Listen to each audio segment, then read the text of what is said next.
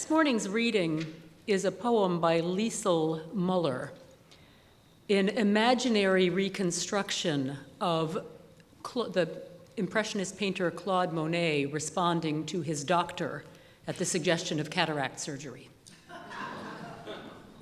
Doctor, you say there are no halos around the streetlights in Paris, and what I see is an aberration caused by old age, an affliction.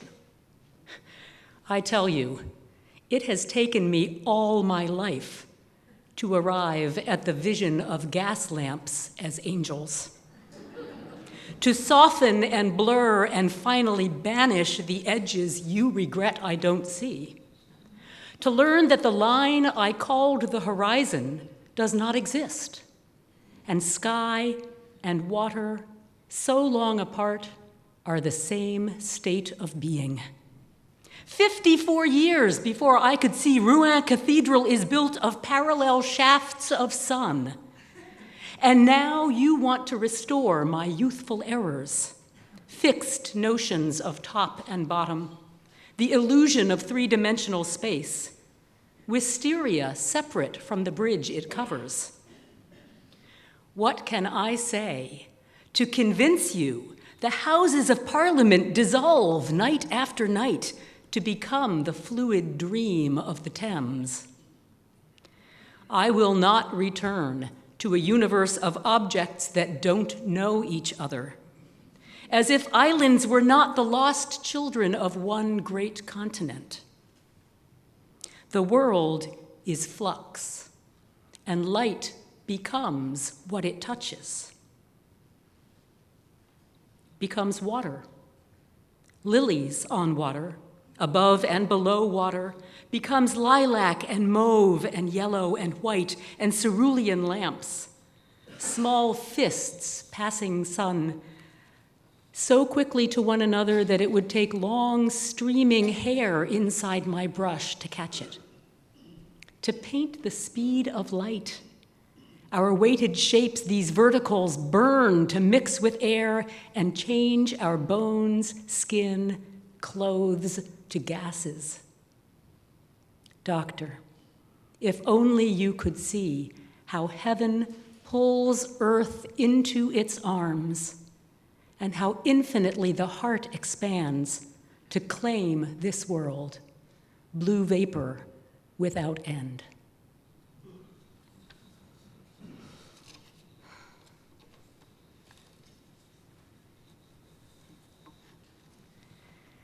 I've asked Liz to help me with a little illustration before she goes to her seat. I'm going to ask her to walk over there.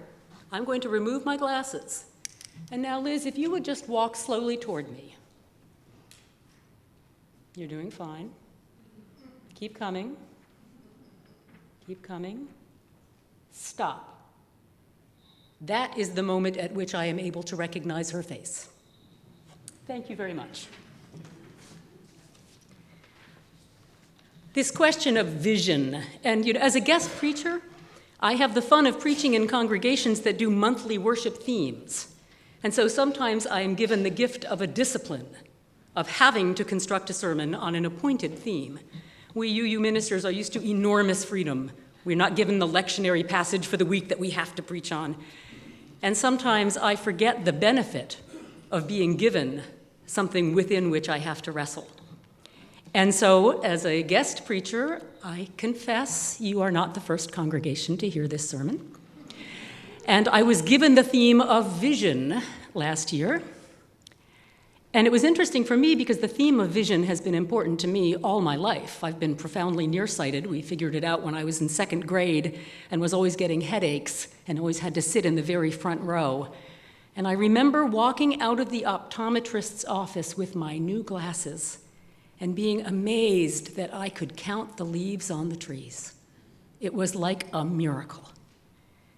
And then as I got older, I began to realize there were times when I preferred to take my glasses off. At Christmas time, we had a string of lights on our Christmas tree that blinked on and off. They didn't flash on and off altogether. They blinked at different speeds very slowly. And so they created this wonderful shifting pattern of shadows on the ceiling. And if I took off my glasses to watch them, and any of you who are nearsighted know how this goes, the lights blur out into these great puffballs like gone-to-seed dandelions, the edges blending into one another and creating this magical, mysterious world of shifting colors. It was a different kind of miracle.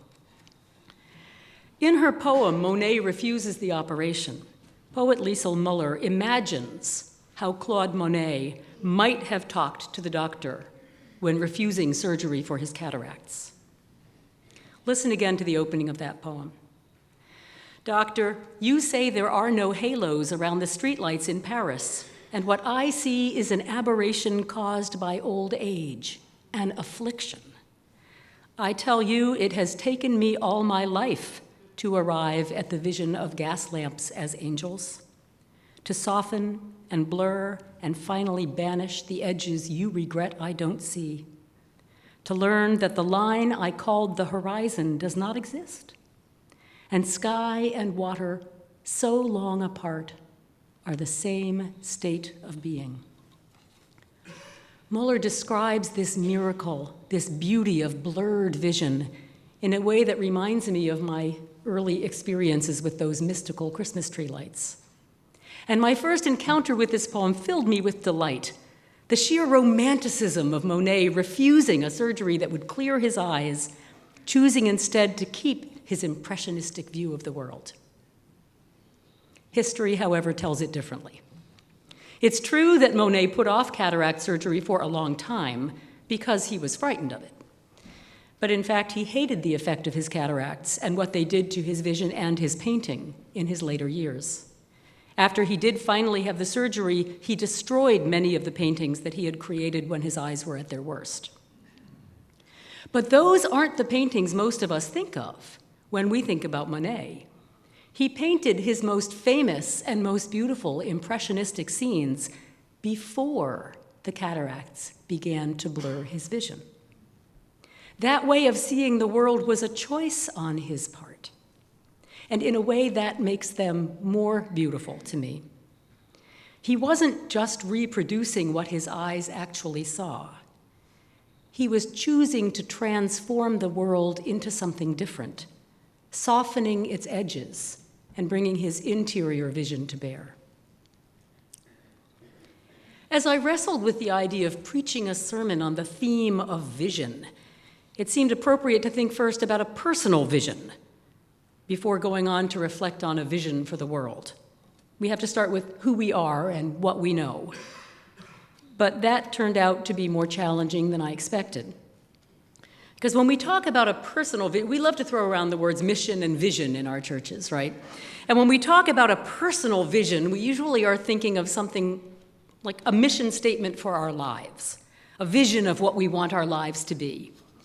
And one of the members of a Soul Matters group, a small group ministry at the congregation in Media, a man named Ed Mathis, shared with me the vision statement that grew out of his explorations around that theme. And it ended with these words: to love fiercely, live fully, appreciate what I have and share to the best of my ability, to enjoy the company of friends, continue my spiritual development, and most of all, achieve peace. Now that's a vision statement I can get behind. I share it with you both because I found it personally inspiring and because I thought it was important to lift up this idea of creating a vision for our lives, thinking seriously about what we want our lives to be. And I'm glad that Ed did such a beautiful job of that, because despite my intentions, that wasn't where I found myself able to go. I found myself thinking about the idea of personal vision very differently. Not the vision we have for ourselves, but the vision we have of ourselves. How well, how clearly do we see ourselves? And how clearly should we see ourselves? I suspect that most of us think that we have a pretty realistic self-image, and that it's important to be really clear-sighted about both our strengths and our weaknesses. Most people, I think, would agree that a clear and realistic view of ourselves and of the world, seeing things as they really are, is a significant indicator of mental health and strength. In fact, I would go a step further and guess that most of us think it's more important to be clear-sighted about the weaknesses, about all the things that are wrong, because the most important thing we do as human beings is to keep learning and growing and getting better. So we have to see what's wrong with ourselves and what's wrong with the world so that we can fix those things. But in my explorations around this theme, I stumbled across a quotation from The Happiness Hypothesis by Jonathan Haidt. Evidence shows that people who hold pervasive, positive illusions about themselves, their abilities, and their future prospects are mentally healthier, happier, and better liked than people who lack such illusions. I want to say that again. People who hold pervasive, positive illusions about themselves, their abilities, and their future prospects are mentally healthier, happier, and better liked than people who lack such illusions. It actually serves us well to think we are better than we really are. Now, when I read that sentence, my mind immediately jumped to the story of Don Quixote, the fictional knight-errant of Miguel Cervantes' book, which most of you are more likely to know in the form of the musical play The Man of La Mancha. Although some of you have probably read your way all the way through Cervantes' novel, which I finally bought last summer, but have not yet tackled. But the musical Man of La Mancha was written by Dale Wasserman, best known for its famous song To Dream the Impossible Dream. And what I'm describing now comes from the play, which is only very loosely based on the original novel. In fact, Wasserman was inspired as much by the life of Cervantes himself as by Cervantes' character of Quixote. But Wasserman begins his play with the author Cervantes in a prison awaiting trial by the Inquisition on heresy charges. While he is waiting, his fellow prisoners put him on trial, threatening to take all of his possessions. The one thing he owns that he cares deeply about is the manuscript of his book. And so, trying to hold on to that and keep them from taking it from him, and desperate to distract them from this idea of taking it, he offers the story of Don Quixote to try to win them over, and it's acted out as a play within the play, with the prisoners in the dungeon playing the various parts in the story of Quixote. Now, Don Quixote was an idealistic madman, imagining himself a knight. The origin of the expression tilting at windmills comes from the Quixote story, because he would literally rush at windmills with his lance, thinking they were enemies, and wind up tossed and tangled in the sails. One hilarious and poignant scene has him down on one knee, singing a heartfelt tribute to what he believes is the golden helmet of Mambrino that's supposed to make you brave and strong. He places it reverently on his head. It's a shaving basin. And at first we see him as a buffoon, as a fool. But Don Quixote saw beauty where others did not see beauty. You might say that he saw beauty that just wasn't there, but you could also say that he saw beauty that others couldn't see. He becomes convinced that a tavern prostitute named Aldonza is his pure and chaste lady Dulcinea. She scorns him. She hates him for giving her glimpses of something she can never be. Take the clouds from your eyes, she begs, and see me as I really am. And yet, at the end of the play, when he is on his deathbed, having lost his illusions and dying a broken man, she comes to him and begs him to remember when he called her Dulcinea. His illusions about her had changed her, had drawn forth from her a beauty and a grace that she didn't know she had. Now, you could say that Don Quixote had a vision of himself and of the world, an aspirational vision, and tried to bring it to reality. But in fact, he thought it already was reality. And it started with his vision of himself. He saw the nobility and the beauty in other people, whether real or imagined, because he was so convinced of his own nobility and beauty, real or imagined. He saw it so clearly that others began to see it too. And because he was so confident of his own worth, he could sally forth into the world and face whatever it brought him. Now, we can certainly call that madness, and I'm not recommending that any of us try to navigate the world with the level of delusion that guided Don Quixote. He exists in the realm of romantic fiction. But there's a lot of psychological research out there supporting the value of just a touch of delusion. Taken to extremes, of course, this kind of positive self-illusion, this delusional vision of oneself, becomes extremely dangerous, maladaptive rather than adaptive, as a psychologist would say. It can lead to arrogance and entitlement and destructive behavior, and I'm sure we can all think of examples. But a modest amount of self-enhancement means that people are more confident, more willing to tackle difficult jobs because of a greater perceived chance of success, better liked because they're more comfortable putting themselves out there because they assume people will like them. So it becomes a self-perpetuating positiveness. So it's good for us to be a little bit deluded about ourselves in the positive direction. And the good news is that almost all of us are. Numerous studies make it clear that most people have a higher than realistic perception of themselves. The British newspaper The Guardian published an extract from a book by Cordelia Fine called A Mind of Its Own: How Your Brain Distorts and Deceives. She writes, when asked, people will modestly, reluctantly confess that they are, for example, more ethical, more nobly motivated employees, even better drivers than the average person. In the latter case, this even includes people interviewed in hospital shortly after extraction from the mangled wrecks that were once their cars. No one considers themselves to fall in the bottom half of the heap, which statistically, of course, is not possible. Rather like the children in Garrison Keillor's Lake Woebegone, we all think we are above average. Actually, not quite all of us. And here I am not being funny or tongue-in-cheek.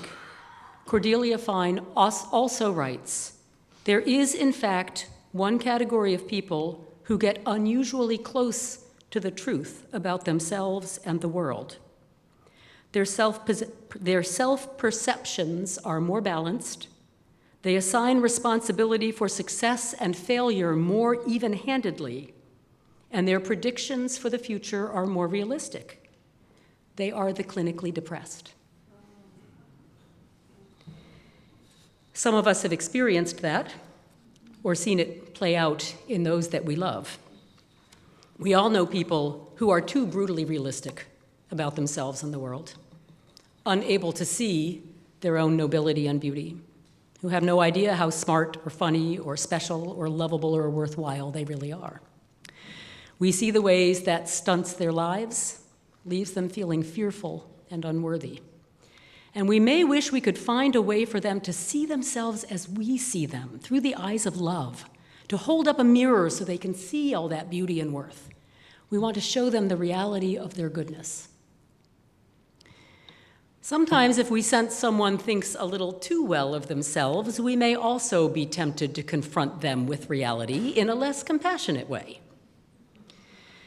In the story of Don Quixote, his family, the members of his family are mortified by his delusional behavior, and they take steps to confront it.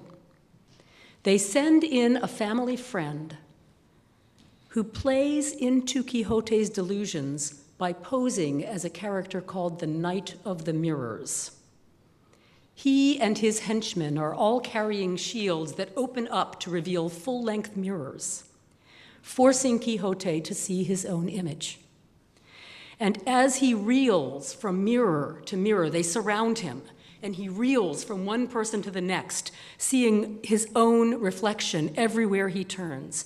And as he does this, the knight says, "Look, Don Quixote, look in the mirror of reality and behold things as they truly are. Look, what seest thou, Don Quixote? A gallant knight? Naught but an aging fool.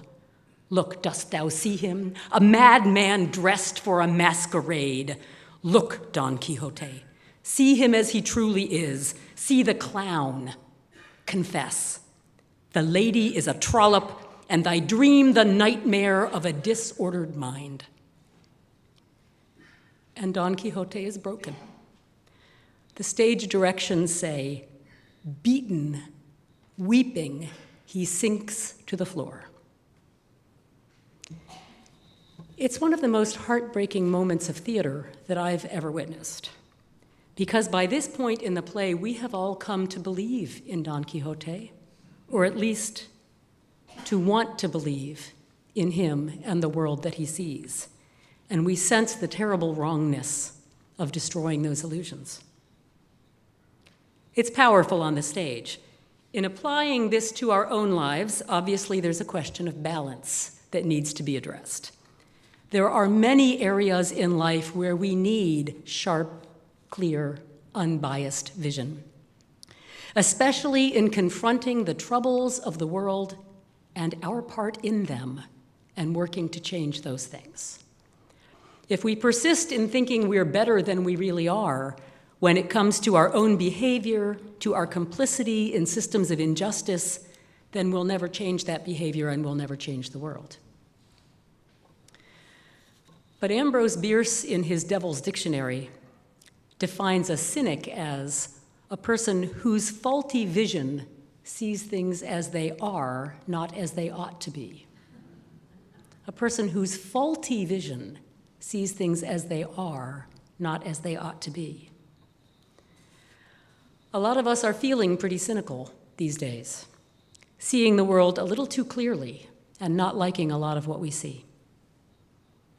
Of course, we can't just pretend that everything is fine and beautiful. But we do need to maintain a sense of vision that shows us how things ought to be. And in order to believe that things could be the way they ought to be, we need to believe that we have the power to make a difference. And our ability to think of ourselves as a little better than we really are may give us the confidence to tackle some of that work that would otherwise leave us feeling defeated and hopeless. While we can't afford to lose touch with reality altogether, we're better served by letting just a touch of illusion into our vision, looking at ourselves and others through the eyes of love that soften the hard edges. So next time you're tempted to hold up that mirror, whether to yourself or to someone else, stop and think first. Sometimes the most important thing we can do is to get a really clear picture of ourselves and the people around us. But sometimes the most useful thing we can do is to cultivate some gentle illusions that allow us to see ourselves and others as just a little bit better than we really are.